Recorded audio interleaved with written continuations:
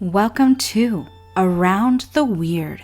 Here's your host, the museum curator of the strange and unusual, Mr. Nothing. Thank you, Mysterious Voice, and welcome back to Around the Weird, a booktube channel where I talk about all the unusual and out of the ordinary literature that I have found in my travels. Today, I want to talk about a book that I've read. This is part of the usual book club reads that I do with my friend Bevan and whoever cares to join us on a given month. If you're interested in joining and talking about books, you can click on the link to our Discord where you can inquire about such things.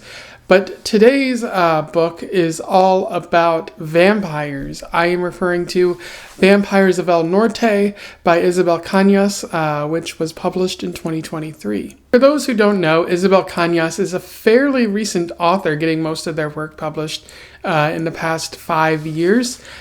She's written The Hacienda, and Vampires of El Norte, and not much else. She's a Mexican-American author, and that's pretty much all I know about her, besides what I found in the sort of author's note at the end of the story here, and that she was working on her PhD in something related to sociology. And she wrote this because she came across references to people being vampires in Mexican writings at the time.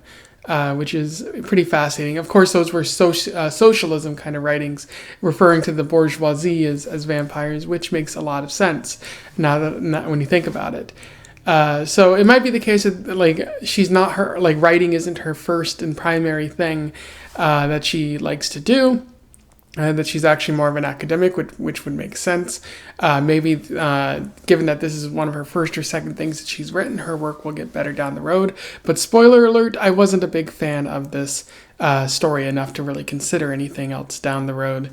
But I guess, time will tell. So without further ado, let's talk about Vampires of El Norte. I'm not going to spoil the story in the summary section because it is a book that was published this year as I'm talking. But in the analysis section, I will go into a little bit of detail just to talk about certain aspects of the book. So if you actually want to go out and read it, and I'm not going to recommend that you do, go ahead and do that and come back when you're finished here. And without further ado, let's talk about the book. I will do a summary, a little bit of analysis, and we'll move on from there. So Vampires of El Norte focuses on Nestor and Nena. They are two Mexican teenagers living in North Mexico. And they are in love as the story begins in 1837. Unfortunately, Nena comes from a richer background and Nestor comes from a poorer background. So their families try to keep them separate, but they still meet up at night to schmooze and kiss and hold hands and whatever it is that teenagers do. And one night, Nestor is looking for treasure in the darkness when they are both attacked by a creature. Nestor manages to fight off the creature, but Nena is scratched and seemingly dies at the hands of the creature. So Nestor carries her body home. Her family sees and is very upset with Nestor. They yell at him, and he feels an intense amount of guilt, and so he just flees westward. And years go by, 9 years. It's 1846, and Nestor is working as a vaquero in El Norte, that sort of region. And Nestor is working with a sort of patron named Beto. They seem to be somewhat close friends. He's trying to get him on a decent path. But Nestor is so filled with guilt about everything that he doesn't really care. We also find out that Nena is still alive. She's working as a healer and helping people with a spiritual sickness called susto. And so she's being sort of called forth to the battlefield that's taking place between Mexico and America at this time, and in order for her to help the wounded. There is the threat of the American invasion, as Texas recently declared its independence, and the people who were living there now have to defend themselves from the colonialist American invaders, which is not good. And so Nestor decides that he wants to return home, back to Los Abuelos, and help defend the region with some other vaqueros. There he sees Nena. He's surprised to see that she's still alive, and she's upset that he seemingly abandoned her because she doesn't remember what happened when they were attacked.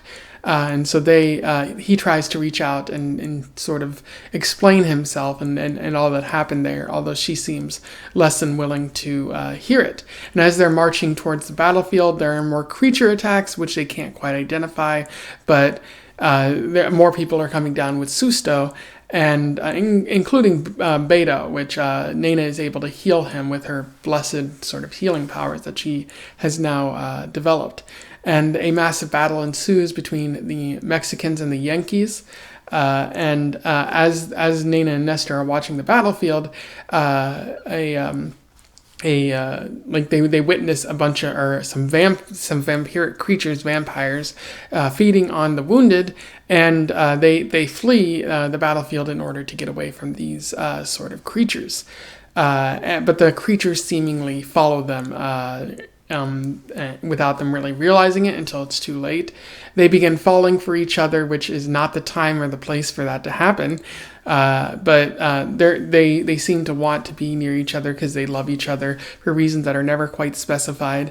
But they are hesitant to fully engage in a relationship because, again, of class differences, but also because of that feeling of abandonment on the part of Nena, because she doesn't really know why Nestor left her all those years ago.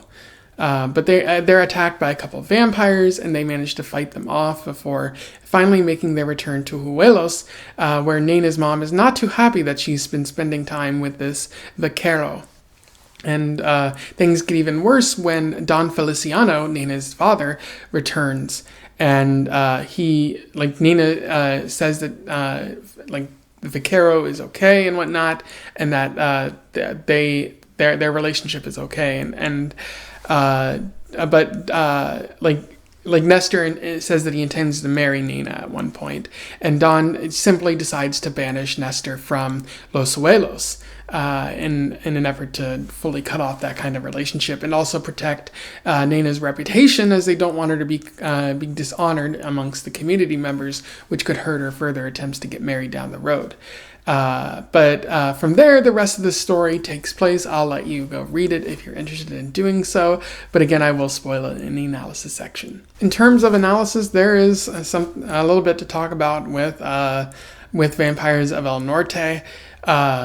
The story feels very similar to Vampires in Brooklyn, which was a Netflix movie made not too long ago at the time that I'm talking, which was also a sort of colonialist, sort of gentrification type of movie that used vampires as a metaphor for the approaching capitalism or approaching imperialism. And I think that movie did not do a great job at what it was trying to do either. Whereas with Vampires in Brooklyn, the problem was they didn't really care to, fully explore the ideas they were working with. And here, Isabel Cañas, I think she just misses it. Like she knows what she wants to talk about, and she doesn't quite land. And one of the themes that she's talking about here is that of the vampiric invasion, or just a general invasion. Because the vampires share they share a couple similarities with the invading Yankees. They're willing to tear up the land and hurt those they encounter, and they're metaphorically sucking the land dry on the part of the Yankees, and literally for the vampires. You can see that Cañas is arguing that the Yankees are blood-sucking outsiders, pillaging the land and taking the resources and not taking no for an answer. And when things don't go their way, they just straight up declare war and take it by force. Such is what was happening in the Southwest during this time. It's not a very bright spot, and it resulted in a lot of people being displaced because the land that was Mexico is now Texas. It's in technically America, and the people who are living there no longer legally have rights to the land that they've been living for generations. But Cañas isn't really getting into that deep into it. That's more my assessment of the overall situation. What is interesting though is the Yankees use the vampires in the story. Like the vampires are more written as animal-like beasts, which is an interesting interpretation on vampires. It's certainly a more Mexican folklore-like interpretation of the vampire myth. But like the Yankees are using it to literally set the vampires on the haciendas, the ranches, and kill the people and disrupt everything. And then the Yankees can come in and take the land that was once belonging to the Mexicans. And in that way, like there's a deeper connection to the sort of blood-sucking theme of the story of the vampiric invasion. But what's also interesting is how Cañas notes like vampires might be doing this, but it's in their nature. They're just beast. They're doing what's in their sort of biology is to hunt prey down and suck their blood and do all of those sorts of things. And like they can't help what they're doing. That's just how they are. Whereas the Americans have a choice in the matter. They can choose not to harm Mexican people. They can choose not to just invade and take land and resources. They're actively choosing to make an evil action. And so in that way, they're even worse than the vampires. At the same time as talking about the vampiric invasion, Cañas is also talking about class differences.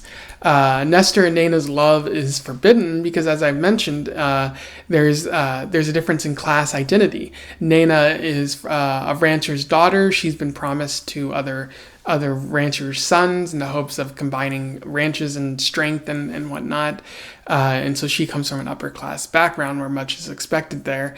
Whereas Nestor is a vaquero. He is this working hand, a peon on a ranch, no better than other lowly workers, and he can't really expect much out of life, especially in Mexico at this time, unless he himself becomes a landowner. So you see the differences in class there that are taking place. Sort of an underlying struggle. Not only are you dealing with this sort of vampiric invasion, this sort of colonialism that is taking place, but you also have a class struggle between the haves and the have-nots of Mexico, where vaqueros are hardworking, but they're contributing most to the ranch. But it's ultimately the ranch bosses, the ranch heads, who are reaping the profits.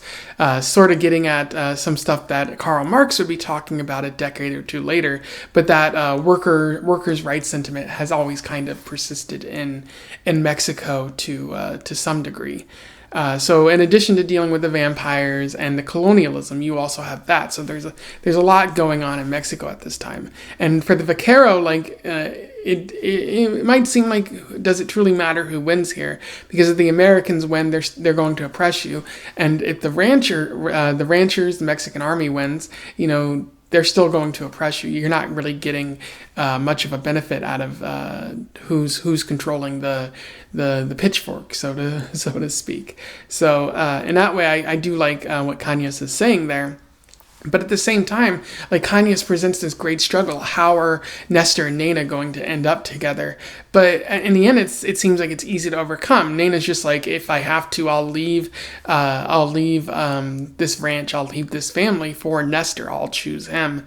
And it's like, throughout this entire story, it seemed like a big struggle. Like there was no way for it to end sensibly. And at the end of the story, it's like Nena's just like, oh, here's a way for me to end it sensibly. What was all this struggle about? What was all this complaining about and worrying and belly aching about how you could not possibly end up in a relationship with Nestor?